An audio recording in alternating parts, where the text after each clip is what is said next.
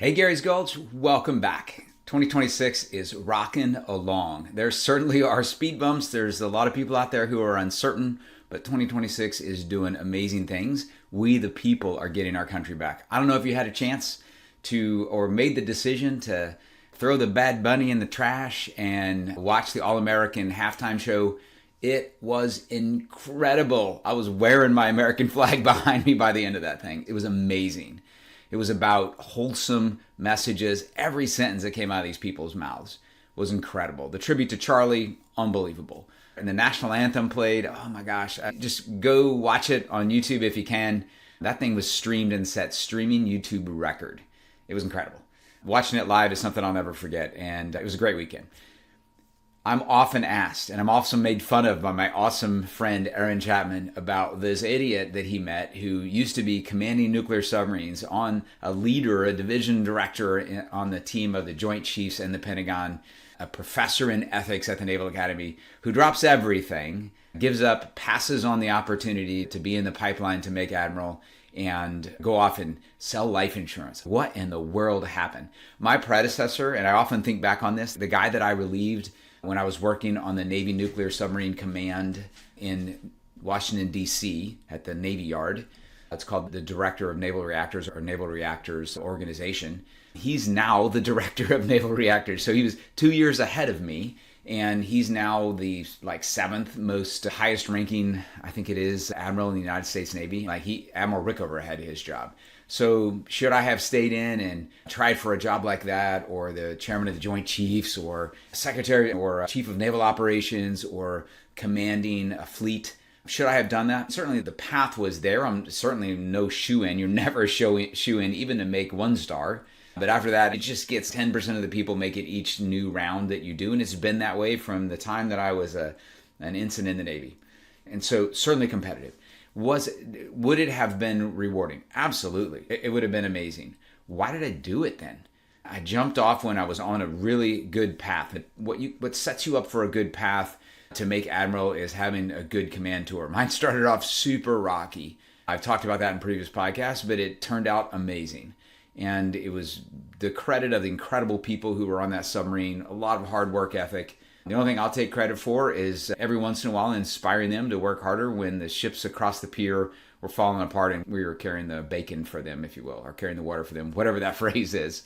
Bringing home the bacon, carrying the water, I think is what I got mixed up there, and crossing a couple of different examples. Yeah, so command, amazing. I was on the path. Why did I leave that path? And of all things, to sell life insurance. It really comes down to, in my opinion and my beliefs, God sending me, putting opportunities in front of me in my life to enable me to understand what my real calling is. And my calling is to help humans thrive. It's to help families and individuals, children of God, have the resources necessary to do what they want to do in life. Was I off path when I was in the military? Absolutely not. When I was a kid in Illinois and I was growing up in high school, I was a leader. I was a leader in a few different organizations in my high school, and I loved that. And we were helping people, doing service to others. And shifting to the Naval Academy, the reason I did that is because I was completely bankrupt and broke, and I needed a fresh start. I didn't have the money to do anything other than join the military, and I was, by the grace of God, given the opportunity to join the Naval Academy. There are things that happen in our lives that cause us to realize there is more out there to do. I've done a couple podcasts on the time that I got ran over on this tractor that I was riding on the freeway by a van. Should have killed me, didn't. There's other times where that has happened to me. And it's just signals from God, that from your maker, that you have more things to do. And I learned this story from a guy who lived just a couple miles from me, but I didn't know him when I was growing up. I was a sophomore at the Naval Academy. He comes in as a freshman and asks to meet with me. And so I go and meet with him. He said, I just wanted to meet you because I'd heard about you. You're legendary in our little local area there for being the first guy to go to the Naval Academy in X number of years. And I said, okay, thank you. But the story he wanted to tell me was that he had the ticket in our area. Only two people get it, and are in Illinois. And he had it from our little hometown tentatively, but then I ripped it out from underneath him. Why did that happen? I was late to apply to the Naval Academy because I wasn't sure that my mom would be able to take care of things at home. I was just holding out about the idea of even going to college because I wasn't sure the mom could take care of things. And then she got a nice solid job and things got balanced, and she got my father's care going.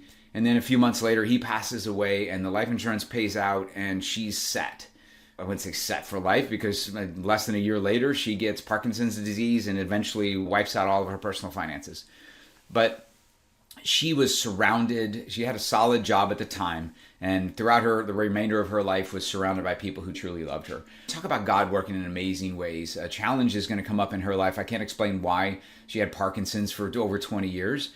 I don't blame God for that. I don't think that's a really good idea to ever do something stupid like that.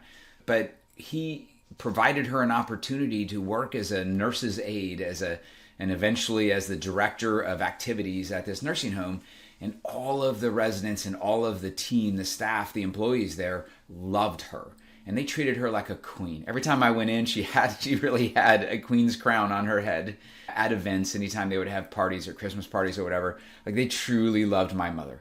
And that was God helping her have an amazing life. And it was him helping my sister and I be able to go off and live our lives. There were times where I thought, man, this is it. This time when I go home, I'm going to make arrangements and I'm going to have mom come live with me. Yet I would go there and I would see that she is just absolutely living her best life. So I didn't, and I kept pursuing my life, and God had to open up those doors to make that happen. So here I am in command of my submarine, and I lose half my family's wealth in the stock market. I was paying no attention to my finances. I thought the job was, and I think most W-2 employees think this, our job is to pay attention to ourselves. Pay attention to, not be selfish, but pay attention to the job that we're doing. You pay attention to doing what you're supposed to do for your company and excelling at it and getting promotions and getting that next opportunity. Keep climbing the ladder. That's your job. And then those professionals out there will take care of your money for you. And I've railed about this and been on my soapbox many times, but if you just step back and think about that, like, we've all bought into that stupid statement that other people, the professionals out there, will take care of the financial future for you and your family. That is ridiculous. Imagine like outsourcing that your marriage will stay together. Don't think about that one too long. Imagine outsourcing your relationship with your spiritual leader, with God. You go to church and you make sure God understands that I really believe in him and I'm being a good person. That's ridiculous. How about raising your kids? How about your reputation in the community? Come on. None of these things. Your fitness, right? Let's have somebody else go work out so that if only that would work. That would be incredible. So you can't do any of these things, and there's no reason to believe that the financial future, arguably one of the most important things. Ziglar, when asked, is money important? He said, money's not everything. He said, but I think you'd agree it's relatively important. It's right up there with oxygen, old Zig used to say in his Louisiana accent. And yeah, like, without resources, without the ability to live the life that you want because you have the resources to be able to do it, the gas to get your car to work, the money to buy the plane ticket to visit family or go see Africa on a safari, that requires resources. It's not like we're worshiping money, but it is the tool that we use to be able to do the things that are important to us. If we want to help out poor families in South Africa, then we need resources to go do that. So money is fairly important. So again, I believed that for 20 plus years in the Navy that my job, pay attention, work, climb the ladder, and I did a great job of that. But I paid no attention to my finances. And I had this moment that I'll never forget where back then we would go from military base to military base, and I worked with this group called First Command Financial. And they had their little sites right next to all the major bases and all the branches of the military. Pretty smart. That's where their customers are. And you would get transferred from one advisor to another as you moved around because we didn't do this online thing. And I remember going to see this guy, and I sit down, and it's the first time I've sat down in front of this new advisor who was like half my age. And he was a really nice young man, and he had the party line, and he would say things, but I started to question. It was the first time probably ever that I started asking these questions about why do you recommend that mutual fund? And why do you have your money there? I was starting to ask these smart questions. Now, the reason I was doing that is because I had gone through the commanding officer pipeline, and they told us to question everything. Trust, but verify. If somebody would give us a report when we were pretending to be the CEO of this submarine, when we were in the training pipeline and getting evaluated, and we just said, very well, immediately the served commanding officer that was your instructor would turn to you and he would say, Why did you agree with that? What basis do you have to just beat us up? So it was my nature now to question things. And so I just asked some questions to the guy, but I didn't beat him up. What I did was I put something in the back of my mind that this isn't adding up. I'm being advised by some young guy who doesn't have any of his own money in this place because he doesn't have any money. Why am I doing that? And the saying that came back to my mind was from, I think it was Warren Buffett, who said, Wall Street is the only place where people arrive in Bentleys to take advice from people who showed up on the subway. And it's just nuts. And so I thought in my mind, okay, got to get your arms around this at some point, but you got a submarine that's in a world of hurt that we need to figure out. And I'm going through command and doing all this stuff and go off, command the submarine. I go 2 full years of paying no attention at all to my personal finances. I remember vividly my father-in-law at Thanksgiving one year, right about the time I was about to be finished, saying that he was complaining about how he'd lost a lot of money. And I said, Tom, what happened? What's going on? He said, no, yeah, I just mean in the recession and all of the markets crashing and all that. And I go, uh-oh, I wonder what happened to us. But I still didn't look until I had finished up command. And then I realized I lost half my money. So that hit me like a tidal wave. And the reason that it did is because I had committed to myself before going into command that this is going to be a tough tour. The family's really going to have to dig deep to help me on this one. And when I'm done, though, I'm going to go spend time around my little boys because I started to realize that my father had done that for me and I was not doing that for them. I'm passing them a bunch of money, which essentially on the path we were on was going to be used as a weapon by them someday in the future to make their own lives even worse. It was going to be gasoline they were going to throw on their house to burn it down rather than gasoline they were going to use as a positive tool to fuel them, propel them forward. It was because instead of giving them the tools to be successful in life, I'd gone off and done my own thing and made my wife raise our children, and they didn't have a father figure in their life for a majority of their very young adult or very young time, formative years. And the result was that I was going to put the money in their hands because I'd been successful at raising the money, but they were probably going to burn things down with it.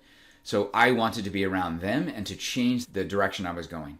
I had served my country and I had helped the humans thrive by keeping the only true big, at least the big, let's not say the only, but the most successful experiment, now approaching 250 years, of giving people freedom and allowing them to keep and control what they have so that they could prosper. Freedom, rule of law, and be in control of your own resources. And that I had protected from the outside. And so that's what was inspiring me to continue to do that in the military. But hold on a minute. What is the most important thing? It's minding your own knitting, taking care of your own household first. And I was blowing that. And then second, we've got this thing on the outside. Go back and watch the Venezuela operation if you don't believe that. Should we continue spending more money? Do I agree with Donald Trump and raising our capability, the Golden Dome? Yeah, I agree with all that. I agreed with Reagan back when he was doing it. That stuff is important, protecting freedoms around the world, but first protecting it here in America. I'm definitely America first. You all probably know that. But it is important to do what he does and support what he does and the strike on Iran and all those things. I don't need to be a part of that. And that's where my gut was telling me pivot from there. And I want to protect Americans from the true risk, which is on the inside. It's from people having no financial capability. I learned that in the 2008 to 2011 Great Recession, when I personally didn't have any idea what I was doing. And then I started to see all of the stuff under the Obama administration. I started to see the rights being taken away. After 9/11, the Patriot Act comes out, and that doesn't sit well. And so I realized in my reflection that I need to pay attention to the homeland. I need to pay attention to my kids, meaning homeland being American soil, and not defend from the outside, but defend from the threats that are on the inside. Pay attention to my personal finances. Most importantly, pay attention to my children and give them a father figure, and then start to work on how do I help other Americans do the same thing. And so this was an experimentation of the path in front of me being unknown like it always is, and it was evolving. And what I realized first was that I personally wanted my money down in real estate. I've talked to you a lot about this hierarchy of wealth thing.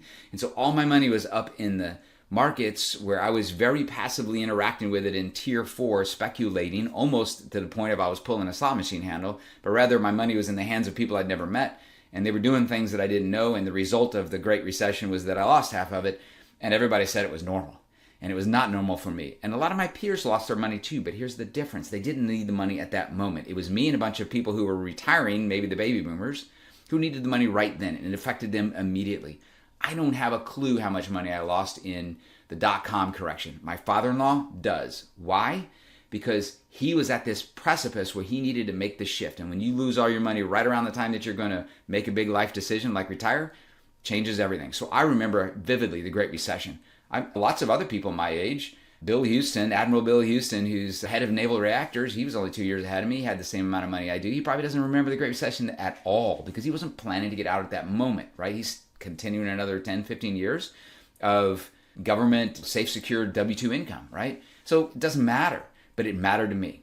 And so it was this pivotal moment for me. I was still able to do what I wanted to do, get out, go do things. But now it's time. And so as I was still in the military, finishing up my Pentagon time and my time at the Naval Academy, recouping some of that $500,000 that I had lost, and which was half of what I had at the time, then I was learning about personal finance, right? And I realized that nobody else knew this stuff either, or very few people did. But it was about like moving money down into real estate in tier 2 so that I could maintain more control over it. It's a good time certainly to put money into real estate, which helped me recoup all that I'd lost in the markets. And let me be clear, people lost money in real estate too, and maybe they went and put it in the markets. And hope they're probably going to learn a big lesson on that. And maybe they think they're a genius right now because the markets is screaming up underneath Trump. But you're not controlling that. That's the whole point. You might be succeeding, but it is not in your control. And when you are succeeding and it is not in your control, what you are doing is setting yourself up for failure. I pity people who go to paper trading in the markets and then they day trade with their actual money, and they've been successful for a month or two by the time we talk about them.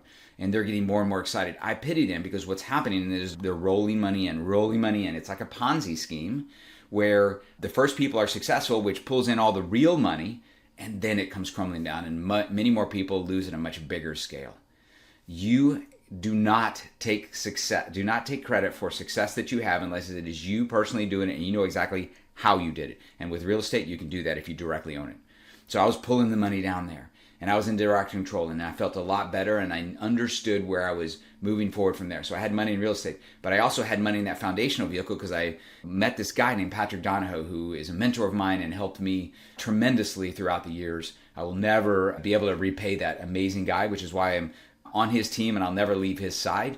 Patrick Donahoe and Paradigm Life did some amazing things and helped me understand the concept of having a massive amounts of liquidity backing your investments, because it gives you staying power. And a lot of people learned that horrible lesson during COVID when their businesses, or America's response to COVID, the lockdowns, they lost the ability to operate the businesses and they lost everything. Why? Because they had no money, no liquidity backing it. So Patrick helped me understand, take that money out of the markets, put it into a place where it's safe, liquid, and guaranteed to be there as a tier 1 foundation, and build an empire on top of it. Borrow against it, buy the real estate, borrow against it to do business. And so I go along with my real estate and things are making sense, but I'm now at the point where I'm about ready to retire, a couple of maybe 2 or 3 years into doing the real estate. I've educated the heck out of myself in personally controlling real estate and personal finance, and why what I'm doing with the infinite banking makes so much sense. I'm there, and I'm going to just go off and do my real estate. And this is where my bride steps in. God's given her a couple of nudges, and she says, listen, you should probably go to a job conference while you're at the Pentagon. See what's out there. I'm like, nah, I don't want anything to do with the military. Like, it's revulsive to me, not the military, but people who just suck into government contracts. There's these scams that are starting to surface in the world of identifying scams, which is a really good idea in my opinion, to fledge these things out. But what happens is people who are minority, or they're disabled American veterans or whatever, they get these priority contracts because it's in law that the Department of Defense, the Department of State, the government has to give them preferential treatment. They don't even have to bid it sometimes. It just goes to them. So if you're a woman, minority, disabled American veteran, any contract you want, even if you can't do it, you have a degree in basket weaving and you get a contract to build the next spaceship for NASA. How in the world does that happen?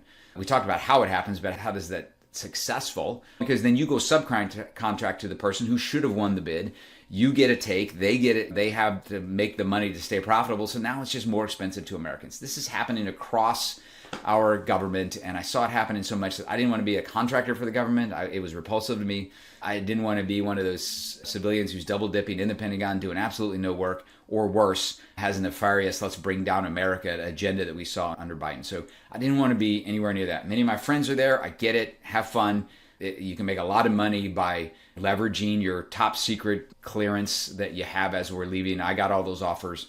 I didn't want anything to do with it. But my wife was like, go to the go to the thing and see if there's something in finance that you're interested in, like you think you can help Americans more. So go see if there's something there. And there was. I went way down the path with Farmers Insurance because the guy was a general, one-star general who was their representative there and had his own branch, I think, or was participating or something like that. And so we had a few meetings. We went to dinner. And I really liked the culture of Farmers. I really did. We got to this pivotal point where I was interviewing with the company. We were talking about starting my own branch. I really liked that idea to start my own branch of Farmers, have my own kind of little submarine community I'm running there. But the problem was they forced me to sell mutual funds. And at the time, like I could do that now. I could keep it in perspective. But back then it was repulsive and I couldn't do it. And I said, nope, I'm not going. And so then I'm having this conversation with Patrick Donahoe at Paradigm Life about my policies that he'd helped me put in place. And I'm belly aching that I can't find what I want. Like the only thing I really care about is what you guys do at Paradigm Life, Patrick. I want to do what you guys do. I hear that from a lot of my clients too, because they get very inspired about what we're doing and they want to help. Just innately, we understand that what we're doing here, when you've had your policies long enough and you've used this wealth strategy perspective with hierarchy of wealth long enough, you start to get it catches on. You get it. You understand it to the degree that you say, wow, this is more than numbers in a bank account. This is culture. This is an ideal. This is a very basic way to serve others, to live the inspired life with agency that I want and to serve my God. And so I'm telling this to Patrick and he's like, come work with us. And I'm like, I can't do that. I can't move from New Jersey to Salt Lake City. He's like, no, you don't have to do that. I'm starting a program where people can work remote.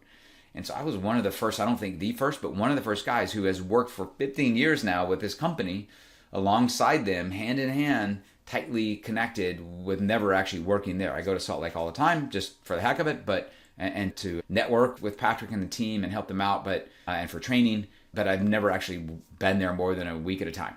And so it worked out great, and I was on that path, off and running. And it went amazing. It was everything that I wanted. It's still everything that I wanted. As I evolve, I start to realize that my ideal clients, I go through those exercises of who are my 5 best clients and what are they doing? And they're all business owners. A lot of them are connected to real estate. And so I see this, I'm starting to recognize as I'm evolving and understanding myself and checking in with God often, that really what my purpose on this planet is to help people grow the agency that they already have and then share that with the world. And if you are a child of God and you're connected with your divine creator and you understand what your point here on the planet is, what you are uniquely good to share with the world, then why not do that at scale? And so a business is you taking your talents and organizing them in a way with help from other people such that you can share them as a megaphone to the rest of the world. And so that's why I'm here. That's why I'm helping my son do the same thing so that I can learn more and more about the intricacies of business ownership, scale and marketing, and maybe one day exit planning. And so exiting the businesses, helping business owners understand, embrace, and optimize this entire process, this entire cycle of business formation, scale, sale, and repeat with the next thing you're going to do. It's an incredible process. It's not a short process, but it's incredible. It can make you incredibly wealthy, which means you can share your talents and your amazing graces, all the things that you've received in life. You can share those with other people at a much bigger size. So I've always had a desire to take my children to Africa on a safari and to show them how people live in other countries. Maybe someday we'll do that on our own private jet. Who knows? I don't need it as a status symbol. I don't think people know what assets I have now. Very few people know what cars I drive or have, or where my properties are or anything. It's not I'm trying to hide. It's just it's not important. What's important is that I'm continuing to increase my knowledge, resources, and ability to help people at bigger and bigger scales. People ask me all the time, why did you go from submarines and working as a leader on the Joint Staff? Why did you end up selling life insurance of all things? That's the journey. It's because I was put on this planet not just to help others, not just to protect freedoms, but to help people share their life, share their skills, their talents at scale with the entire world. And that's called being a successful business owner who has the fuel and the resources to keep going and the inspiration to do. Inspiration is what Gary's Gulch is about and why I continue to do this podcast. Helping them with those resources is what my day job with my business is about, and helping families grow the agency and do it efficiently in their family and spread it to their employees and everybody else in their circle. Everybody, I hope that makes sense. Submarines to life insurance guy, now helping with exit planning and business ownership. Until next time, go make something amazing happen and keep those amazing questions coming to me here at Gary@GaryPinkerton.com.